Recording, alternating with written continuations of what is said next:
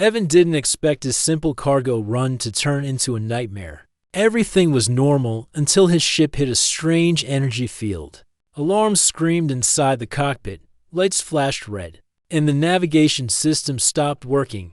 He pulled every emergency lever he could, but the ship was falling fast toward a green and blue planet below. He braced for impact. The crash was loud and hard.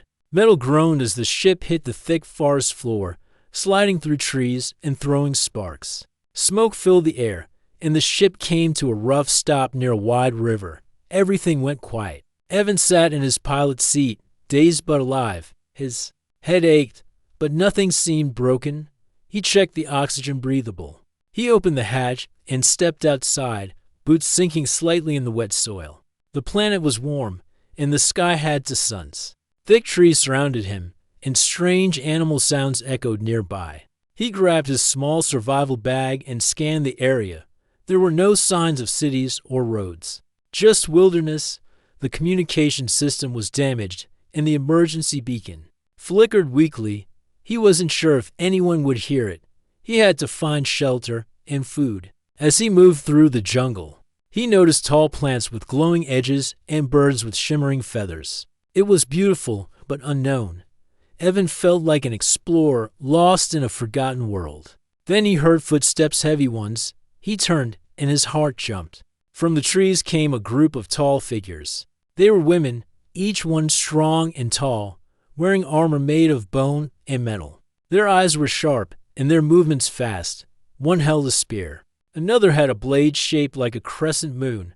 They surrounded him, speaking in a strange language. He raised his hands, showing he wasn't a threat. "Please," he said slowly. "I'm not here to fight. My ship crashed." The tallest woman stepped forward. Her skin was bronze with blue marks running down her arms. Her hair was tied back, and her expression was calm but serious. She looked at him and then turned to the others. "He is human," she said in broken English. Evan's eyes widened. "You speak English?" "Some." "Not much," she replied. The other women whispered to each other. Then one of them laughed and said something in their language. The tall woman nodded and pointed at Evan. "You come now," she said firmly. With no better choice, he followed them. They led him through the jungle to a large village built between the trees. Huts made from stone and vines circled an open space. Warriors trained in the center, and children watched with wide eyes as Evan passed. He felt like he had walked into a storybook. Everything was wild and alive, but the people weren't afraid. They were strong, proud, and curious about him. The tall woman brought him to a round hut and handed him a fruit. "You eat, rest," she said. "Tomorrow, battle." Evan blinked. "Battle?" She nodded. "You are, make claim. They will fight for you." He didn't understand. "Wait, what do you mean fight for me?" But she had already walked away. Evan sat down, confused and worried. He looked around the hut, simple, but clean and dry. The fruit tasted sweet, and it helped calm his nerves. But his mind raced. Make claim. Were they treating him like a prize? He didn't know the rules of this planet, but one thing was clear: he wasn't in control. Still, he didn't feel like a prisoner. They hadn't tied him up or hurt him. In fact, they were offering food and shelter. It was strange, but not cruel. As night fell, the village glowed with soft lights from the trees. Drums echoed in the distance, and voices sang in harmony. Evan sat outside, looking up at the twin moons. He missed Earth. He missed the noise of spaceports, the hum of engines, the voice of his co-pilot. But he was also amazed. This planet was untouched, full of life and mystery. And somehow, it felt like he was meant to be here. Then he noticed her. The tall woman from before stood at the edge of the village, watching the stars. She didn't speak, just stood silently with her spear resting beside her. Evan walked over slowly. "Thank you," he said. She looked at him. "For what?" "For not hurting me," he replied with a small smile. She didn't smile back, but her voice softened. "You are new, not enemy. What's your name?" he asked. She paused. "Rhina." "I'm Evan." She gave a short nod, then looked back at the sky. Evan stood beside her in silence. He didn't understand this world. And tomorrow sounded like trouble, but for now, he was alive. And maybe, just maybe, he had met someone who would change everything. Evan woke up to the sound of drums and voices. The sun was already shining through the open flap of the hut. The air was warm, and the village was alive with energy. He stepped outside and saw warriors moving around, some stretching, others sharpening weapons. All of them were women, strong, tall, and serious. He spotted Ryan standing by the center arena, watching a group of fighters. Her armor was darker today, marked with painted lines and symbols. She held her spear with calm hands. Evan walked toward her, still unsure what was happening. What's going on? He asked. Ina glanced at him. Today, battle. You said that yesterday. But battle for what? Why? She studied him for a moment. You are rare. Male from the stars. Strong. Healthy. In our world. Not many males. Long ago, sickness took many. Now, only few remain. Evan frowned. So you need males to survive. Ryan nodded. Yes, but we do not take. We earn. Women must win. Strongest chooses the one she fights for. You mean they fight to win the right to choose me? Evan asked, eyes wide. Yes, she said. Only one may claim. He shook his head slowly. This is really happening. Ryan turned toward the center of the village. A crowd had gathered. Warriors stood in a circle. The arena was ready. Come, she said. Evan followed her. He was led to a wooden platform with a shaded roof. Villagers watched him as he climbed up. Some waved, others whispered to each other. He sat down, feeling like a strange guest at a ceremony he didn't understand. Drums began to beat louder. A voice called out in the Karathi language. Four warriors stepped into the circle, each one tall, skilled, and proud. Evan recognized none of them. Then, after a pause, Ryan stepped into the arena. The crowd grew silent. She faced the others, eyes steady. Evan could see her take a deep breath, then lift her spear. The battles began. The first match was between two fierce fighters. They moved fast, blades clashing, sand flying. One of them tripped, and the other knocked her down with a clean strike. The crowd cheered. Next, the winner faced the third warrior. This one was stronger and had wild energy. She won quickly, using speed and powerful strikes. Finally, it was her against Ryan. Evan leaned forward, his heart pounding. He didn't know why, but he wanted Ryan to win. Maybe it was because she had protected him. Maybe it was because she was the only one who spoke to him with calm instead of pride. Or maybe, deep inside, he already felt connected to her. The final match was intense. The other fighter attacked quickly, swinging hard and fast. Ryan blocked and stepped back, her movements careful. She wasn't rushing. She was reading her opponent, waiting. Evan could see it now. She wasn't just strong. She was smart. The match went on for minutes. Both fighters had marks on their arms and legs from the blows. The crowd shouted and clapped, calling names and cheering. Then it happened. Ryan turned a quick step into a spin and disarmed her opponent. With one smooth motion, she pressed her spear gently to the woman's chest, a signal of victory. The arena fell silent, then exploded with cheers. Evan stood, unsure what to do. Rena turned and looked at him. Her chest rose and fell with each breath. Sweat dripped down her face, but her eyes were clear, calm, sure. She walked to the platform. The villagers parted to let her pass. When she reached him, she didn't say anything. She simply reached out her hand. Evan looked at her, then placed his hand in hers. The crowd clapped again, this time slower, deeper. It wasn't just noise, it was respect. Ryan led him down from the platform. Together, they walked toward the edge of the village.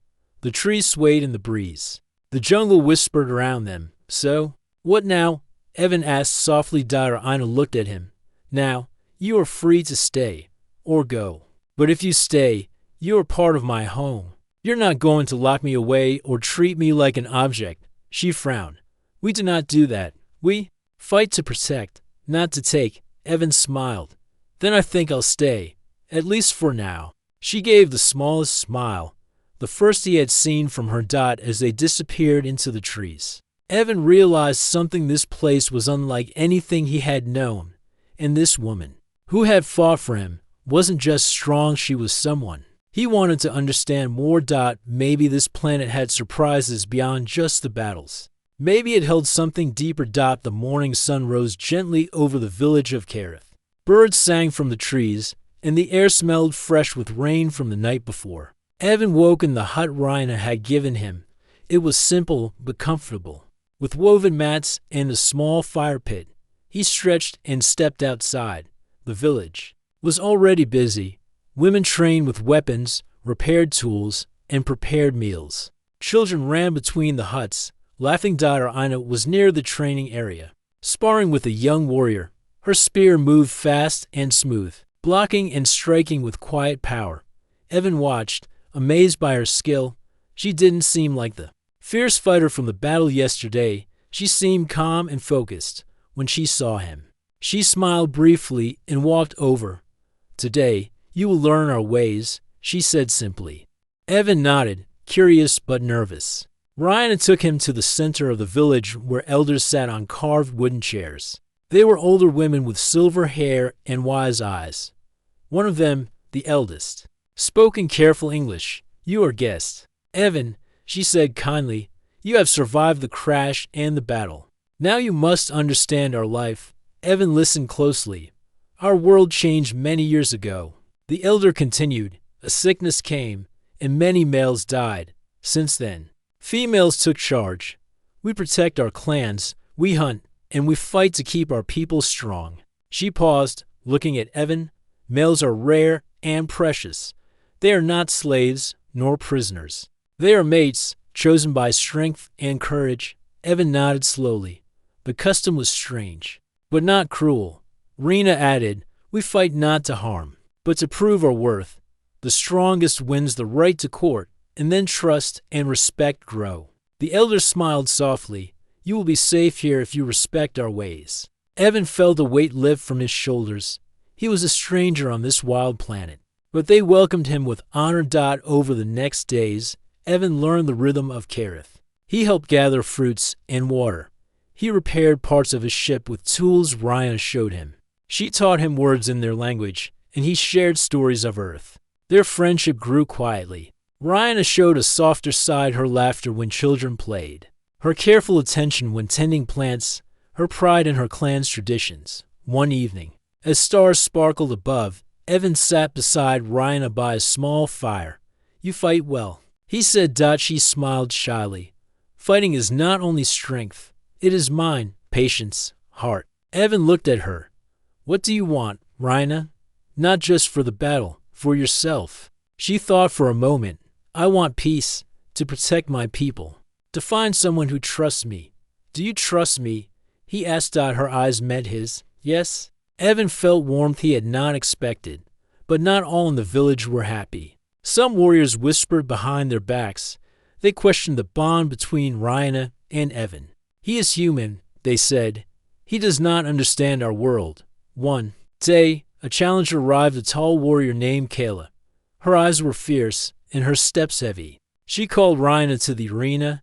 "You must fight again," Kayla said. "You cannot claim the mate without proving yourself to all." Rhina nodded. "If that is our way, I will fight." Evan watched as Rhina prepared for battle. She was calm but serious. This was more than a fight, it was a test of trust and honor. The fight was tough. Kayla was strong and fast, attacking with fierce strikes. Rhina blocked and dodged, using skill over force. The crowd watched in silence. Then, with a clever move, Rhina disarmed Kayla and held her spear at her throat. Kayla nodded. Defeated but respectful. The crowd cheered loudly. After the fight, Rhina returned to Evan, tired but proud. "This is our way," she said softly, "to prove who we are." Evan took her hand gently. "You are brave, more than I ever knew." Rhina smiled, her eyes shining. "And you are not afraid." In the days that followed, Evan and Rhina grew closer. They shared meals, worked side by side, and learned from each other. The village began to accept Evan more, seeing him not as a prize, but as a part of their life. Evan thought about his home far away, the stars, the ships, the people he left behind. But here, with Rhina and her clan, he found something new. A place where strength was more than power, it was honor, trust, and heart. He was not just surviving anymore. He was living.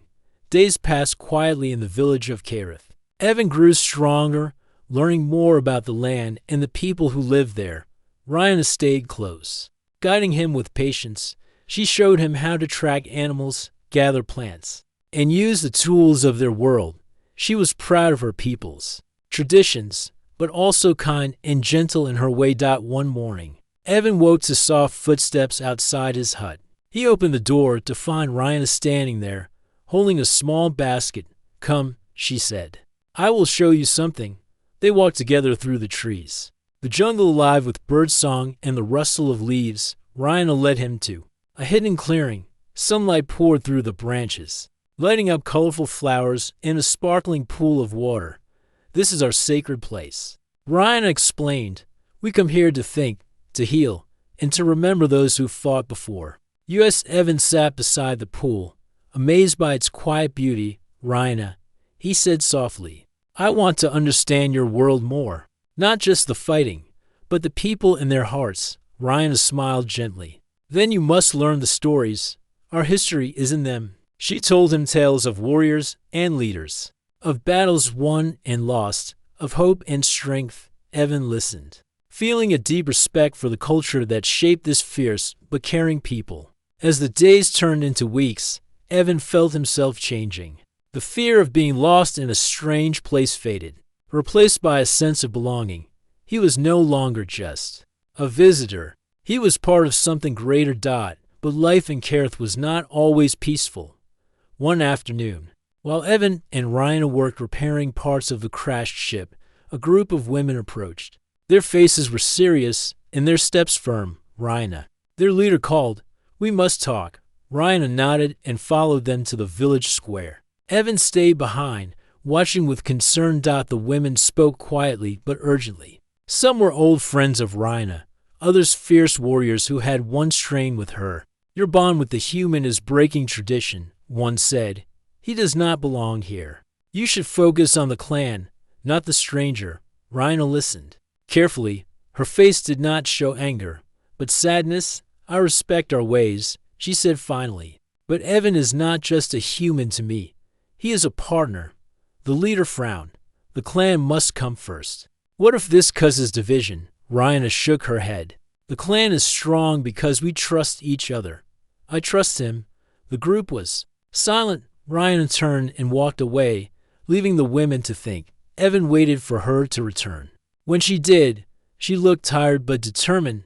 "They worry," she said, "but I will not hide who I am." Evan reached for her hand. "I'm here, whatever happens." Rhina smiled, a light in her eyes.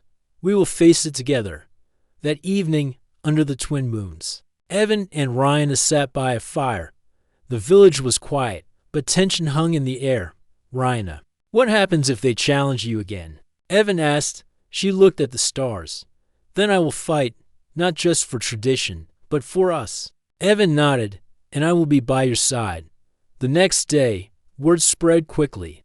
A new challenger had come, a fierce warrior from another clan. She was tall, strong, and confident.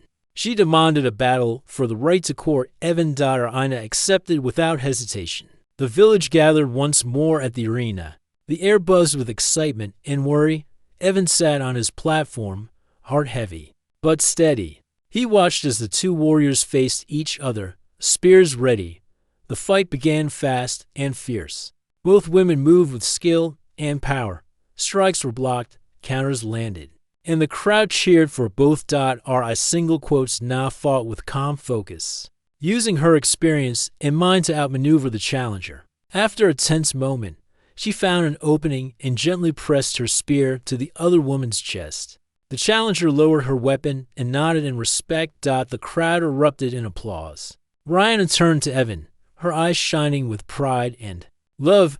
"We are stronger together," she said. Evan stood and took her hand. "Always."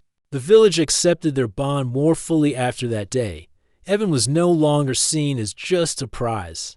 but as a partner to Ryan and a friend to all. As days passed, Evan and Ryan planned for the future. They worked on repairing the ship, but Evan no longer felt the need to leave quickly. He was home now, with someone who had fought not only for tradition, but for their love. And in the quiet moments, under the wide sky of Carith, they dreamed together of what could be. The days on Carith grew warmer as the suns rose higher in the sky. Evan and Ryan had settled into a quiet rhythm, sharing time between the village, the jungle, and the work on his broken ship. But peace was not always easy to keep. One afternoon, a messenger arrived with urgent news. A nearby clan challenged Ryan's claim to Evan. They said the bond between a human and a Carethi warrior was against their laws, and the challenge would be settled by a fight-a-true test to decide if Rhina was worthy to keep Evan by her side. Rhina faced the village. Her eyes were steady. "I will fight," she said simply, "to protect what matters." Evan felt his heart tighten. "Rhina, let me help. You don't have to do this alone." She smiled gently. "This is my fight, but I want you near." The night before the battle, Evan could barely sleep. He walked through the village, watching the warriors prepare. The air buzzed with tension and anticipation. Some of the younger fighters approached him, asking questions about Earth and his life. "Your people fight like this too?" one asked. Eyes wide, Evan smiled. "We have battles, but not like this. Your way is about honor and strength." The next morning, the village gathered in the arena. The air was thick with silence, broken only by the beating of drums. Ryan stepped into the circle, her armor shining under the suns. Across from her stood the challenger, a fierce woman named Sela. Known for her power and speed. The fight began with a burst of energy. Sela attacked quickly, swinging her heavy spear with force. Ryan blocked and dodged, moving with grace and calm. Evan watched, holding his breath. The battle was longer than any before. Both women showed skill and heart, landing strikes and recovering fast. The crowd was silent, caught in the moment. Then Sela found an opening and struck Rhina's arm hard. Pain flashed across Rhina's face, but she didn't stop. She steadied herself, then made a clever move. With a quick twist, she disarmed Sela and gently pressed her spear to Sela's chest. The silence broke into loud cheers. Rhina stood tall, breathing hard but victorious. Sela nodded in respect and stepped back. Evan ran to Rhina, helping her down from the arena. "You were amazing," he said, holding her close. Rhina smiled tiredly. "I fight not just for me, but for us." The victory was not just about winning the battle. It was a sign to the clans that Rhina and Evan's bond was strong and true. In the days that followed, the village accepted Evan more fully. Children ran to him, asking for stories and lessons. Rhina introduced him as her partner, and the warriors greeted him with respect. One afternoon, Rhina and Evan sat by the river. She handed him a small carved stone, smooth and cool in his hand. "This is a gift from my clan," she said. "It means trust." Evan looked at the stone, feeling its weight. "I will keep it safe, like I keep you safe." Rhina laughed softly. "You have changed, Evan. You are no longer just the man who crashed here. You are part of Carith." Evan smiled. "And you are part of my heart." They watched the sun set together, colors painting the sky. But Evan's ship still needed repair. The parts were old and rare. The jungle held secrets, and he hoped to find tools or materials to help. One day, while exploring with Rhina, they found a strange metal structure half buried in the earth. It looked like a piece of a ship, but not like any Evan had seen. "What is this?" he wondered aloud. Rhina stepped closer. "Ancient maybe from those before us." Evan touched the metal. It was cold and smooth. "Maybe this can help us fix my ship." As they worked together to clear the debris, Evan thought about how much he had learned and how much was still a mystery. He didn't know how long he would stay on Carith, but one thing was clear: his life was tied to this wild world and to Rhina. And as the stars appeared above the jungle, Evan knew that sometimes crashing into the unknown was the start of a new beginning.